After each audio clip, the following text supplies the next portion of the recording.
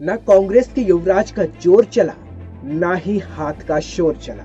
नमस्कार, आप देख रहे हैं 3N न्यूज नेटवर्क। मैं हूं आपके साथ विपुल माहेश्वरी। बिहार चुनाव जिसमें कांग्रेस की सबसे बड़ी हार का ये चुनाव है। बिहार के इस चुनाव में कांग्रेस ने दूसरे के साए में भले ही चुनाव लड़ा हो, आरजेडी के साए में चुनाव लड़ा, लेकिन कांग्रेस के लिए सबसे बड़ी हार साबित हुई। कांग्रेस के युवराज राहुल गांधी कुछ खास कमाल नहीं कर सके। क्या रहे कांग्रेस की हार के कारण, आज हम आपको बताएंगे। लेकिन सबसे बड़ी बात है कि बिहार चुनाव में हार के बाद अब कांग्रेस पार्टी में फिर से अंदरूनी कलह शुरू हो गई है। एक बार फिर असंतोष की भावना कांग्रेस पार्टी में सामने आने लगी। इस रिपोर्ट में देखिए। बिहार विधानसभा चुनाव में कांग्रेस का प्रदर्शन बेहद खराब रहा। महागठबंधन में 70 सीटों पर चुनाव लड़ रही पार्टी महज 19 सीट ही जीत पाई। इस खराब प्रदर्शन पर कांग्रेस के अंदर खानों में विरोध के स्वर उठने लगे। कई वरिष्ठ नेताओं ने तो पार्टी की सीटों में गिरावट के लिए राहुल गांधी परिवार पर निशाना साधा है।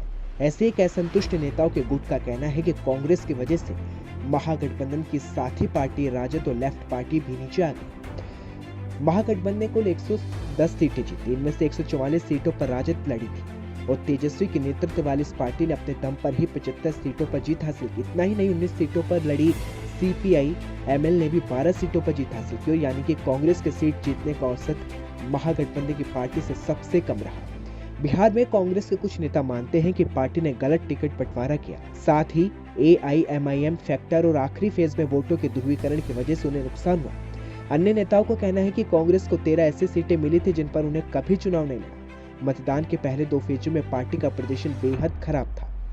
कांग्रेस ने 26 ऐसी सीटों पर भी चुनाव लड़ा जिन पर पिछले 3 दशक में महागठबंधन का कोई भी साथी चुनाव नहीं जीता था।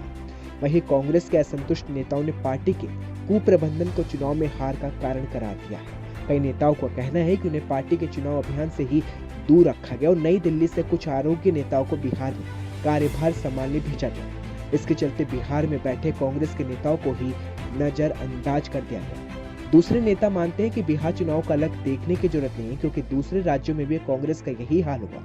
मध्य प्रदेश, गुजरात, उत्तर प्रदेश और कर्नाटक के उपचुनाव इसका उदाहरण है।